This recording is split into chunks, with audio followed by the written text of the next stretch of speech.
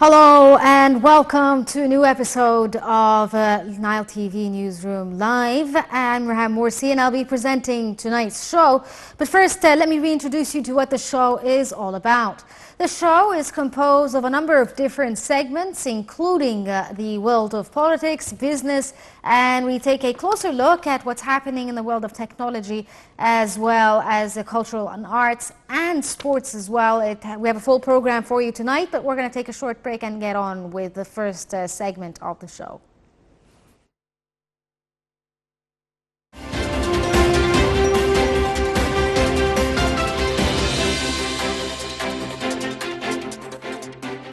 And welcome back. We're going to start off with the first segment, the political segment, where the Foreign Minister, Sameh Shoukry, said that the energy sector is one of the economic sector's largest contributors of carbon emission. He said this justifies a need for investment in new energy fields that should be clean, low cost and sustainable in order to support efforts to decrease the repercussions of climate change and green economy transition. Speaking at a session on Tuesday dubbed Energy Day, Shoukry said transition to green energy has become not only a necessity to face climate change, but also an economic choice full of benefits given the current geopolitical circumstances and ensuing global energy crisis. Shoukry said it is necessary that transition to new energy resources is just, which means taking into consideration social and economic circumstances in developing nations, among them African states. He also said that Africa's developing nations are short of clean and affordable clean energy for people, despite the tremendous potentials for renewable energy in the continent.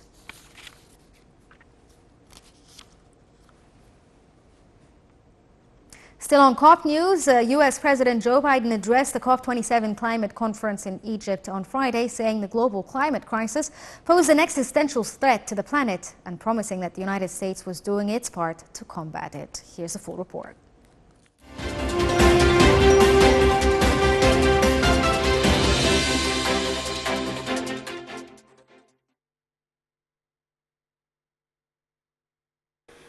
American President Joe Biden said the United States is on track to achieve its pledge of cutting emissions 50 to 52% below the 2005 levels by 2030. He added that every nation needs to step up, describing it as a duty and responsibility of global leadership. He said countries that are in a position to help should be supporting developing countries so they can make decisive climate actions and decisions, facilitating their energy transitions, building a path to prosperity compatible with climate imperative. In a pointed criticism of the upheaval sparked by Russia's invasion of Ukraine, Biden said the conflict gave fresh impetus to the ongoing push to replace oil and gas with renewable sources. As a major energy exporter, Moscow has for years had a strong economic grip on energy-poor Western Europe. Biden announced that the U.S., the European Union, and Germany will provide a package of $500 million to finance and facilitate Egypt's transition to clean energy. He highlighted the investment would help Egypt reduce greenhouse gas emissions by 10%. Biden also stressed they would work with Egypt to reduce green gas emissions through capturing nearly 14 billion cubic meters of natural gas, which Egypt currently flares, vents or leaks. Egypt had previously announced a goal of producing 20% of its electricity from renewables, and the country has revised the goal to reach 42% of electricity generated by renewables in 2035. The new package projects Egypt will now reach the goal 5 years early.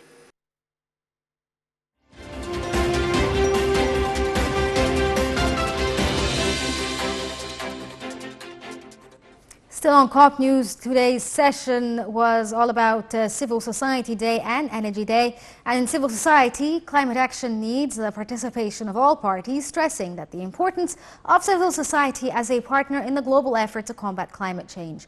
The Civil Society Day also aims to involve the people in the civil society in the agenda of international work to face climate change and guarantee emerging point of view. This is in addition to activating communication and development of partnership.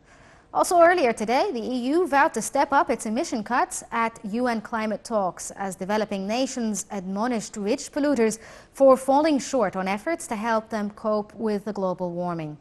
The COP27 conference in Egypt has been dominated by calls for wealthy nations to fulfill their pledges and to fund the green transitions of poorer countries least responsible for global emissions, build their resilience and compensate them for climate-linked losses.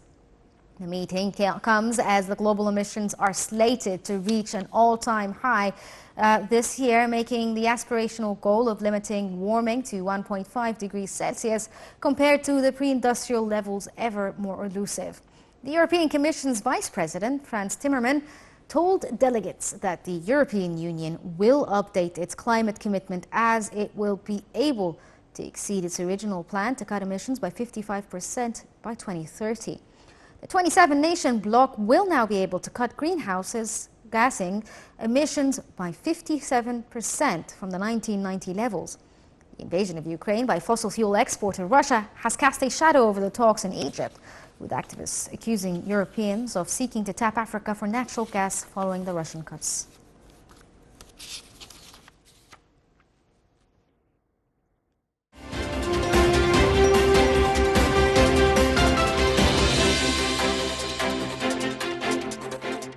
And joining us over the phone to tell us more about what's been happening at the COP27 is Dr. Tariq Temraz, the consultant of the Minister of Environment. Good evening to you, sir. Good evening. Can you tell us about the significance of President Sisi's meeting with the U.S. President Biden, especially in light of, the U.S. rejoining the COP initiative? I guess the meeting was very successful, and based on the meeting, President Biden offered 500 million USD for Egypt to support climate action in respect to deflaring, as well as cutting of all the fugitive gas emissions, specifically methane, in oil and gas industry, which contribute a lot to the global warming, because methane is having a higher global warming against CO2. Yes. So I guess it was a very successful meeting. Yes. And resulted in very generous cooperation between Egypt and USA. Yes. The President Biden also spoke during the COPs, during his speech, about an existential threat facing the planet. Do you believe that given the tone that the U.S. is using, as well as other world leaders in general, do you believe that the pledges that will come out of COP will be actually very serious and will be therefore fulfilled, unlike previous COPs?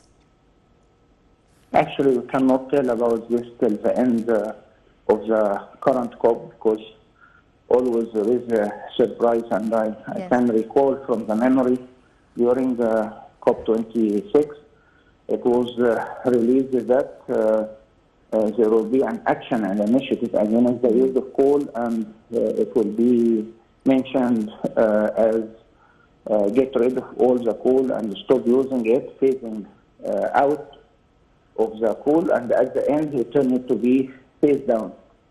So the leaders couldn't agree together to stop using the coal as a source of energy. So I guess it's like a political discussion needs some sort of collective efforts and understanding to reach an agreement. And this cannot be forecasted till the end of the current COP activities, and then having all the discussion declared. Yes. Sir, today we're celebrating during the COP World Energy Day, with many countries pledging to cut down on carbon emissions, including Egypt as well, who spoke about how they would increase the amount of renewable energy used in Egypt by 2025 and accelerate this path.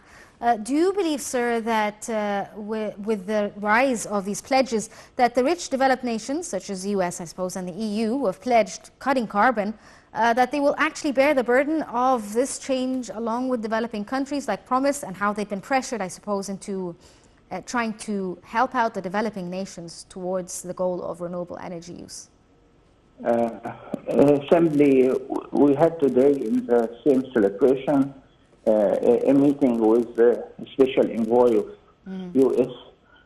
In emission reduction, Claire Henley, and she mentioned that the USA and the developed countries are allowing the parcels of cooperation, specifically in the field of technology and technology transfer to the developing nations, first to cut down their emissions, and secondly to enhance their resilience depending on renewable energy. And I believe in the field of renewable energy, Egypt is get along very successful till now by reaching an energy mix of 22%, depending on the renewable energy from the dam, solar panels, solar farm, as well as Gulf of Suez wind farm, and hopefully we will reach the energy mix of 44% by 2035. Yes. Sir, in previous COPs, we've seen big nations and big emitters, I suppose, drag their feet when it comes to COP pledges, including countries like China. Do you believe with a shift in policy, I suppose, where China is more willing to cut down on their emissions, carbon emissions, do you think that, that there is a possibility of actual fulfillment of pledges by countries like China? I guess it's not a matter of approving or disapproving, but it's a matter of sustainable development. And nowadays, what the country succeeded in is to link climate action with their national sustainable plan or sustainable goals. So when China is committed to do so, they are increasing their, let me say it like profitability as well as competitiveness in the international market by switching to clean energy sources as well as green businesses. So it's not climate action anymore. It's like connected mainly to the boosting of the economy, specifically green economy. And I believe when it comes down to money, every country will do its effort to dominate in this. So I guess China, EU, as well as USA will compete together to prove that it's not only climate action, but it's going beyond this to attain the sustainable development of their nation. Sir, my final question to you. Do you believe that Egypt could set an example, I suppose, for developing countries on how they can transition into renewable energy despite the problems that may face any developing nation as usual when it comes to the economy and money problems? For sure, I guess Egypt is doing well in this respect. And I believe Ministry of Electricity as well as the whole government are doing their extreme efforts to get along with our ambitious goal for achieving the energy mix and depend on the renewable energy sources. And I believe also we are going to transfer this to our African nations and friends, starting from exporting of all the solar farms, because now we are producing it in Egypt, and also about our ambitious goal to have like offshore wind farm, because it's more efficient in terms of electricity generation, from 4 to 5 times fold than the regular onshore wind farm. So I believe, yes, we have a very good potential in this respect, and we will depend on transferring this to our friends and neighbors in Africa. Okay, Dr. Tariq Timrazi, consultant of the Minister of Environment, thank you so much for joining us over the phone and telling us about the most important aspects of COP this week. We're going to take a short break and move on to the rest of the show.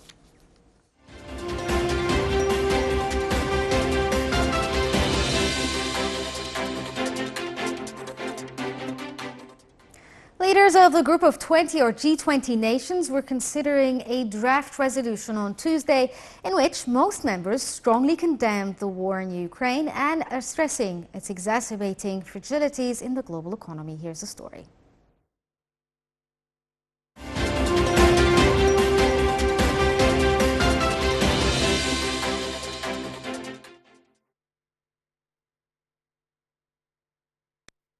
Disagreement emerged at a Group of 20 summit on Tuesday as the United States and its allies backed a resolution condemning Russia's invasion of Ukraine, which Russia's foreign minister dismissed as unwarranted politicization.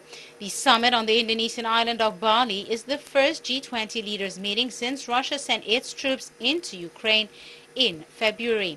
The war, which Russia has described as a special military operation, has overshadowed the meeting despite calls from host Indonesia for unity and a focus on action to resolve global economic problems like inflation and food and energy security.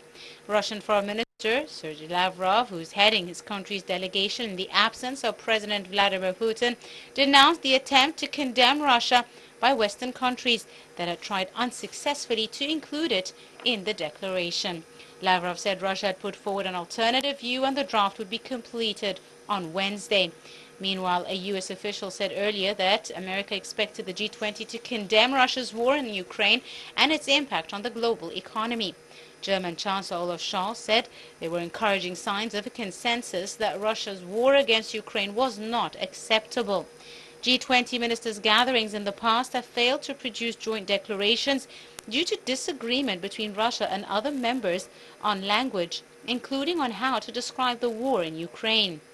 Russia's invasion of Ukraine triggered calls by some Western leaders for a boycott of the summit and for the withdrawal of Putin's invitation, but Indonesia refused to do so. Meanwhile, the White House had earlier said the U.S. and China will resume cooperation on fighting climate change that Beijing had halted in anger after U.S. House Speaker Nancy Pelosi had visited Taiwan.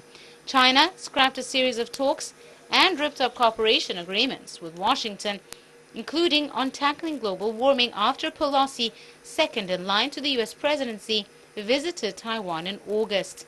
But after U.S. President Joe Biden and his Chinese counterpart Xi Jinping held talks Monday in Bali, Indonesia, the White House said superpowers had agreed to resume work on transnational challenges. The leaders agreed to jointly work for the success of the COP27 climate conference underway in Egypt's Sharm el-Sheikh.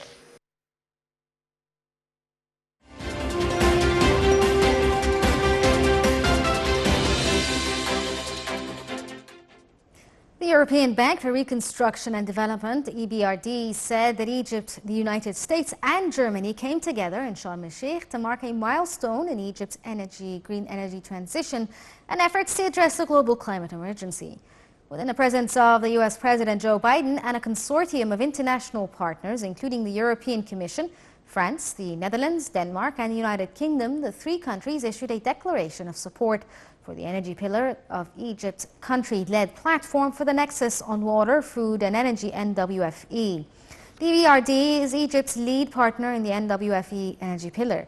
The energy pillar has secured international political support from the U.S. and Germany, which pledged more than $250 million in support of the NWFE energy pillar. In addition, Egypt confirmed its aim to accelerate its deployment of renewable energy, delivering clean, affordable and reliable power for its citizens by bringing forward its 42% renewable electricity target from 2025 to 2030. Egypt has world-class renewable energy resources and is close to markets in Europe and Asia, giving it the potential to transform its own energy sector and become a global hub for green fuels and products. Egypt wants to move faster to deploy renewables and accelerate the energy transition, but they need to know that the donors are necessary financing and investing in clean energy, as well as supporting industry, is important.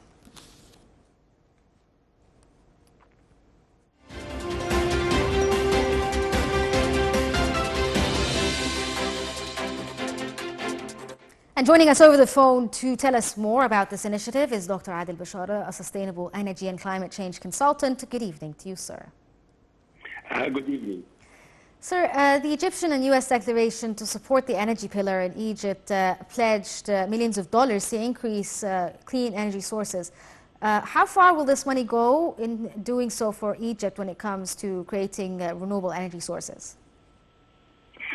In fact, I think the most important issue that we would like to probably focus on is the transition now towards a cleaner energy in Egypt and in Africa, and the challenge of having a satisfactory resource for energy in Africa should be transformed into an opportunity for investments. And that's why we count a lot on this pillar, which is the nexus between water, food, and energy that is being supported by the USA and Germany and also UK. This initiative, in fact, is very important because it shows the interrelation. I would say that the nexus word is probably not very common to most of our audience. Yes. The nexus means the interrelation, the interdependence of water and food and energy together. And of course, the nexus, this nexus includes the effect of climate change on these three, I would say, triangles of the life necessities. Yes. And this interrelation will be solved through a resource, a reasonable and affordable resource for energy, because with energy we will produce fresh water, and with the fresh water we will produce food.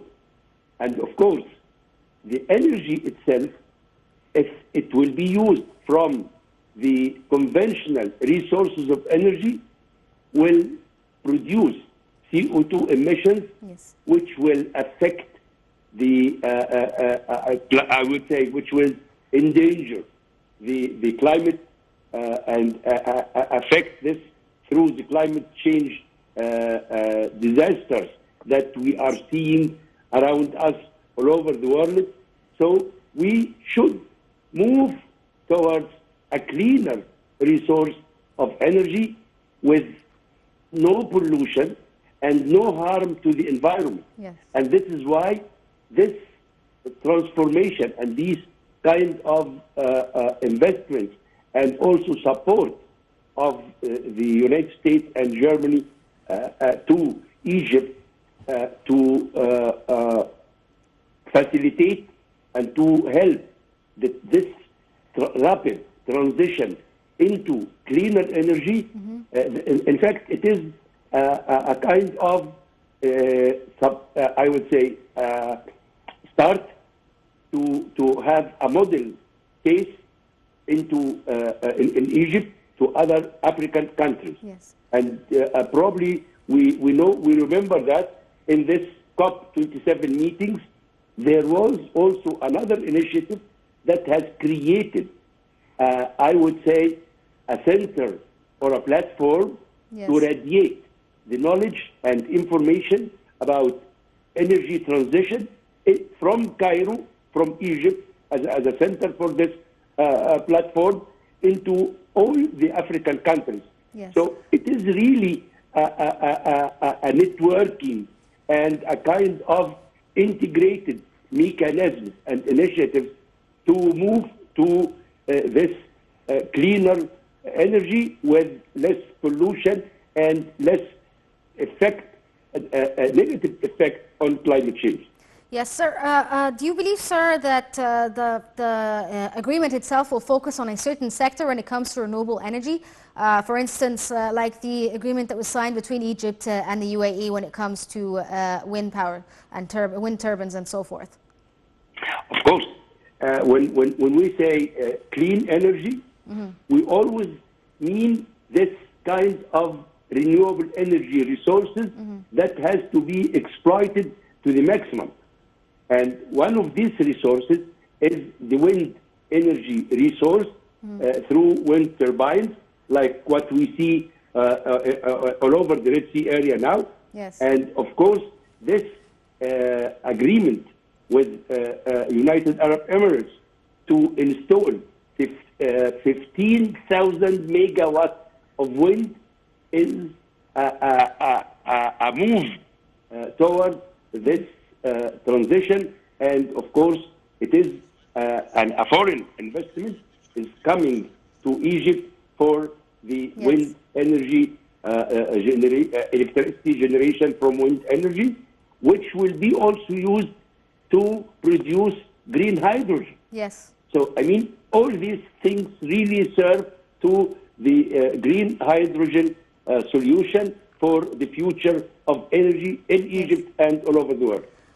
Sir, Egypt revised its outlook when it comes to clean energy by trying to accelerate the integration of clean energy in Egypt, whereby the expectation is by 2025 that 42% of our energy sources will be from clean energy. What does this actually mean for the future of energy in Egypt, and how much would this actually reduce carbon emissions when it comes to the planet, I suppose? In fact, the plan now, the energy plan for Egypt now is to reach 42%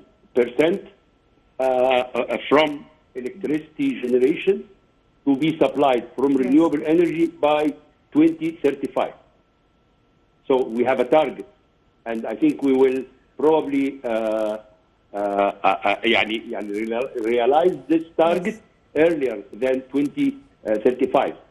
Because we have a lot of projects now related also to green hydrogen, but mainly it is renewable energy generation that will be used to produce green hydrogen. So we are always talking about renewable energy power plants.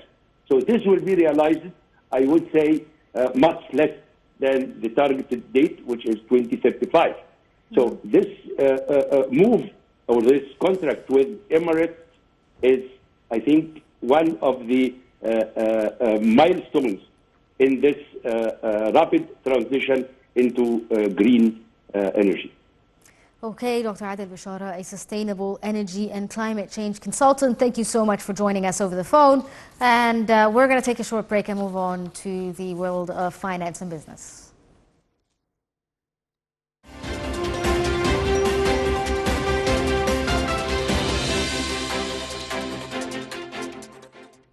Welcome back. And in the world of finance and business, investors bought more bonds than at any time in the last 4 months in the week to Wednesday, as signs emerged that inflation may have peaked, according to the BOFA Global Research.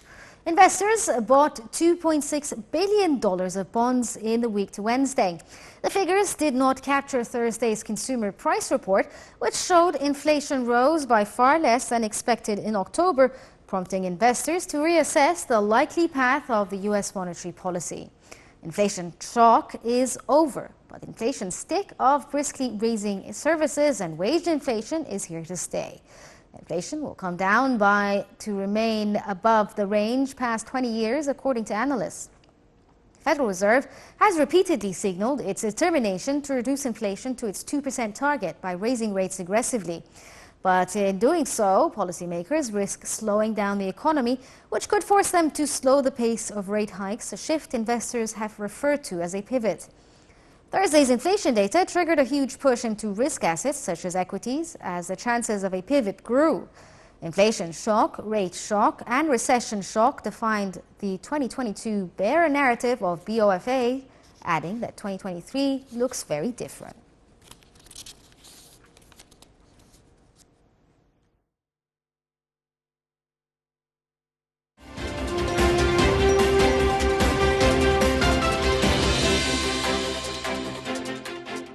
Joining us over the phone to tell us more about this is Dr. Amr Saleh, a professor of political economy at Ain Shams University. Good evening to you, sir.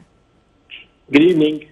According to analysts, recently that investments in bonds have increased dramatically, and this is a sign of a possible slowdown when it comes to inflation.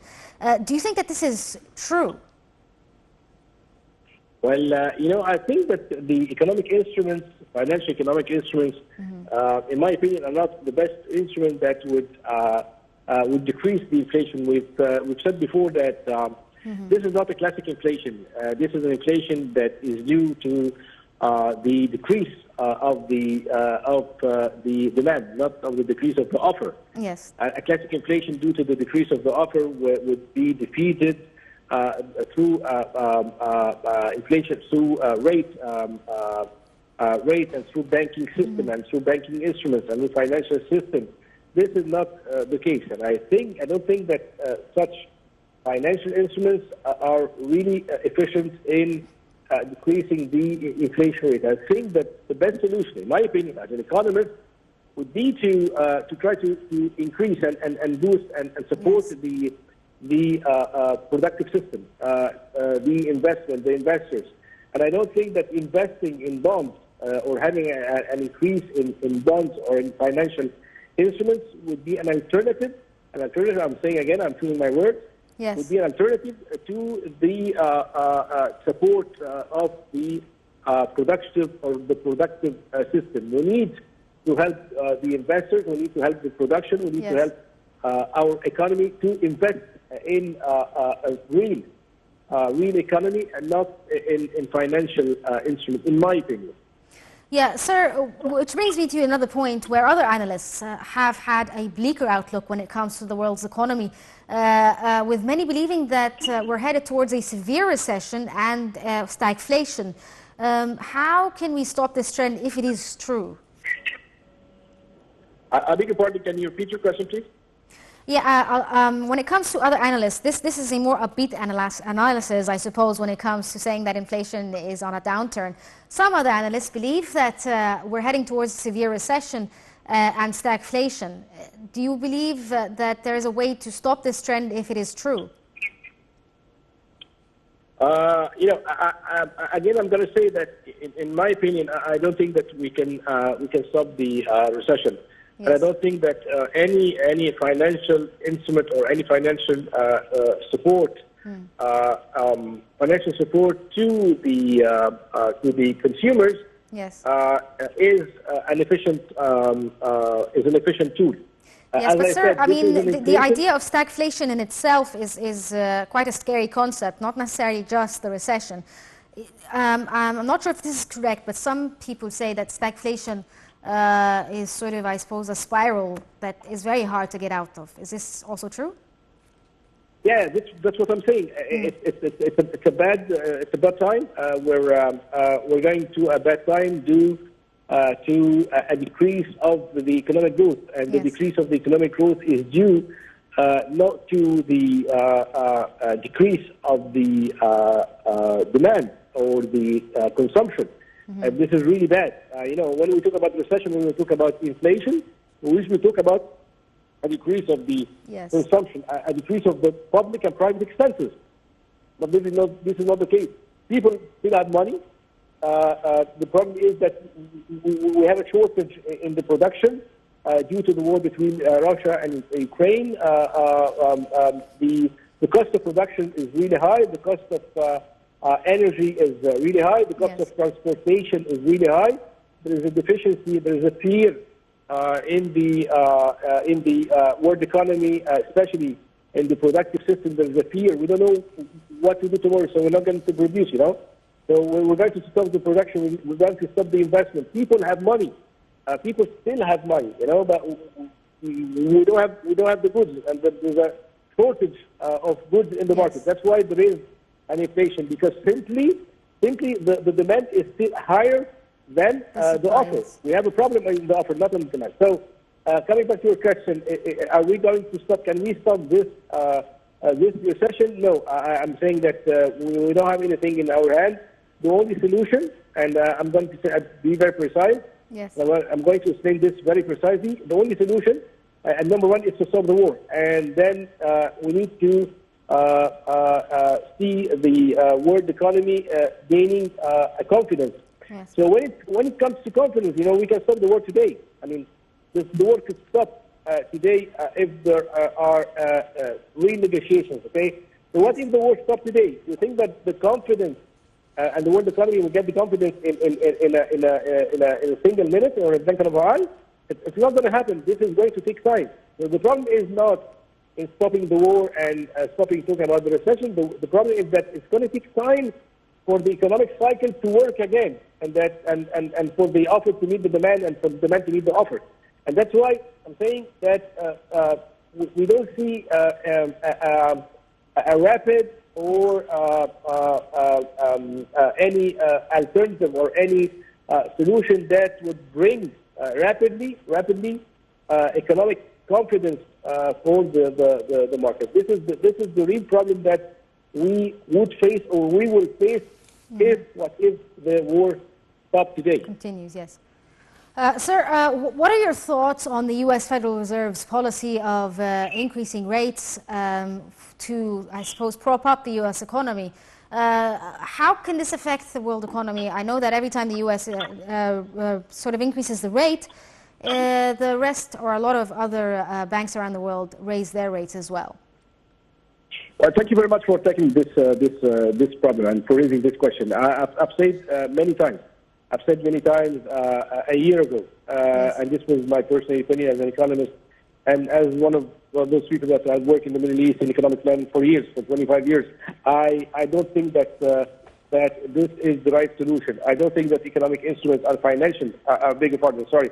I don't think that financial instruments, not the economic instruments, financial instruments are efficient, simply because, again, this is not a classic inflation. This is an inflation due to a war. We are in a war economy. This is an inflation due to the fear of the productive system all over the world, especially in China, especially in Russia, in Ukraine. We have a shortage in wheat, in production of goods, in energy prices, transportation prices, transportation costs. So these are the main problems. And I'm going to ask you this question, are we going to solve the problem of energy, the cost of energy, the increased cost of energy, or the increased cost of wheat, or transportation through economic rates or financial rates? This is not the solution. Yes, this is an instrument that is designed to get the money supply from the market. And unfortunately, this is not the only solution, I think. Unfortunately, sir, we get the point that the policies of federal banks is not really the solution. But unfortunately, we're out of time, sir, for this segment. So, Dr. Saleh, Professor of Political Economy at Ain Shams University, thank you so much for joining us over the phone. We're going to take a short break and move on.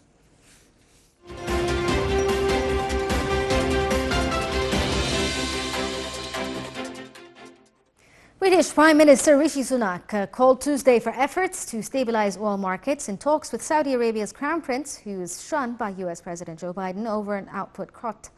The new British Prime Minister met separately with the Crown Prince, Mohammed bin Salman, as they gathered for the Group of 20 summit in the Indonesian resort island of Bali.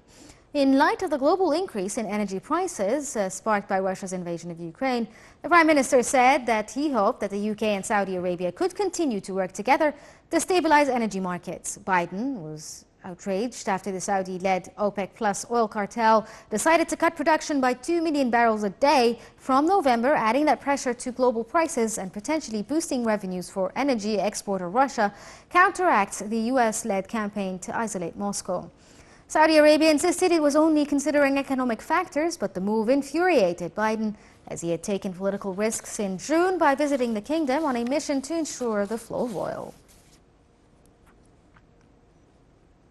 An initiative led by the United States and the United Arab Emirates to help agriculture adapt to climate change and reduce emissions through innovation has doubled investment commitments to $8 billion and extended its reach.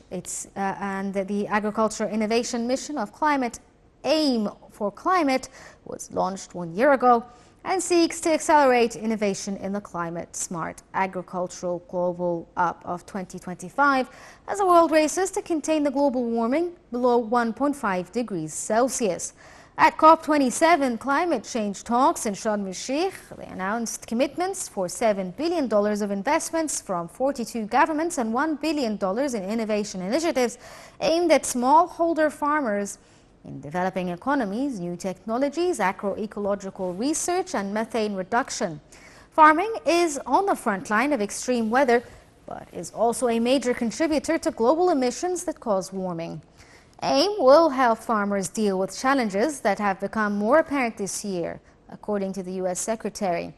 And the BISLAC said that the UAE, which imports about 80% of its food and will host the COP28 climate talks in 2023, wanted to help shore up production in food exporting countries as well as boosting self-reliance through innovation.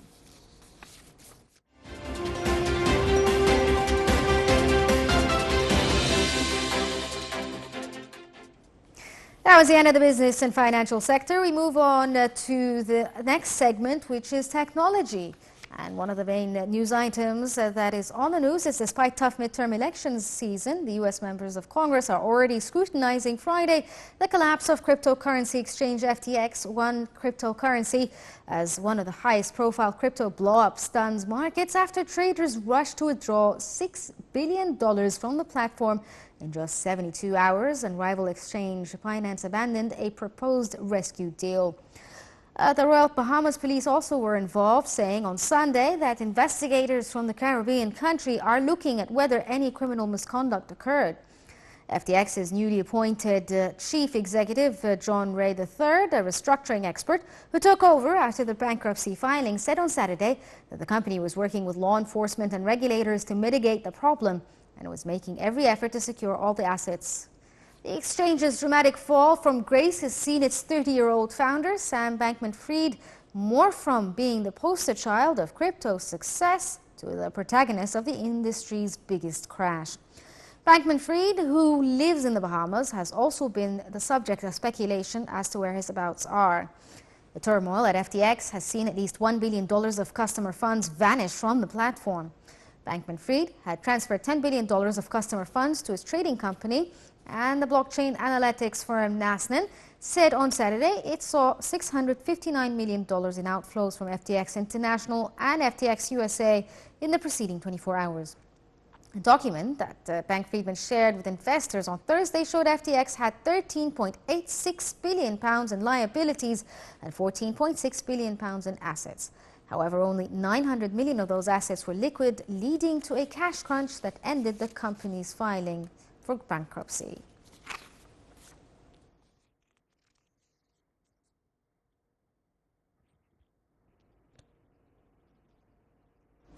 Russia-based hackers were behind the cyber attacks on insurer Medibank Private, which comprised the details of just under 10 million current and former customers, according to Australian Federal Police on Friday. Australian Federal Police Commissioner Rhys Kershaw blamed a loosely affiliated group of cyber criminals likely responsible for other big breaches around the world for the attack on the bank, adding that the AFP knows which individuals are responsible but will not be naming them at the moment. Kershaw said AFP will be holding talks with Russian law enforcement about the individuals.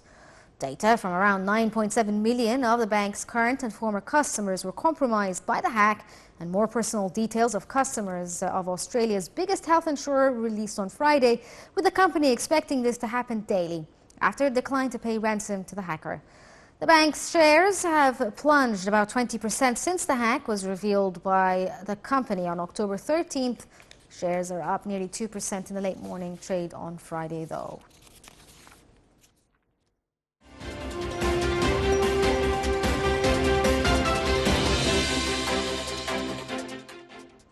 And on to the world of arts and culture. Kurt Cobain's smashed guitar is expected to fetch top dollar at Julian Auction annual Icon and Idol rock and roll auction. The taped-up instrument is considered by some a piece of rock and roll history. This guitar was actually smashed in Williamsport, Pennsylvania in 1989 and is estimated at $200 to $400,000. He actually wrote on the guitar as well. Over 1,500 lots are included in the sale that features items from Beyoncé, Prince and Carrie Underwood. Glasses worn by John Lennon are estimated to sell for $80,000. Since the pandemic, there have been a huge surge in people wanting to own iconic items. The sale will take place live at the Hard Rock Cafe in New York and online on Friday and Saturday.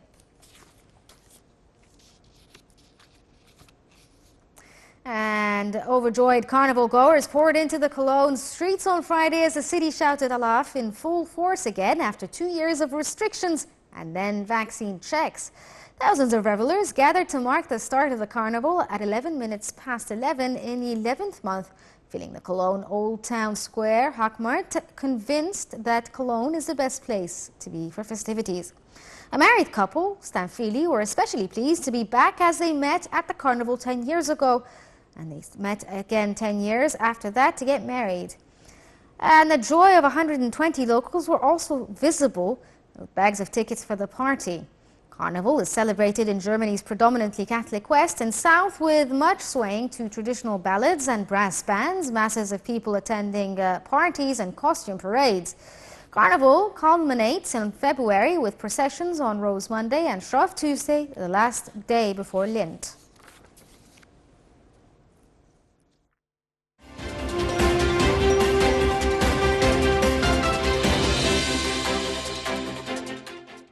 And in the world of sports, FIFA's president Gianni Infantino on Tuesday urged G20 leaders to consider a temporary one-month ceasefire in the war on Ukraine for the duration of the Qatar World Cup starting later this month. Infantino urged the ceasefire or the implementation of some humanitarian corridors or anything that could lead to the resumption of dialogue as a first step to peace, while speaking to G20 leaders gathered for an outdoor lunch after their first meeting of the summit in Bali. G20 chair, Indonesian President Joko Widodo, called for unity at the bloc's 2022 summit opening meeting and said the group must not allow the world to fall into another Cold War and the conflict must end. And our final news item, where Australia's Immigration Minister, Andrew Giles, overturned a ban allowing Novak Djokovic to compete in the Australian Open in January next year.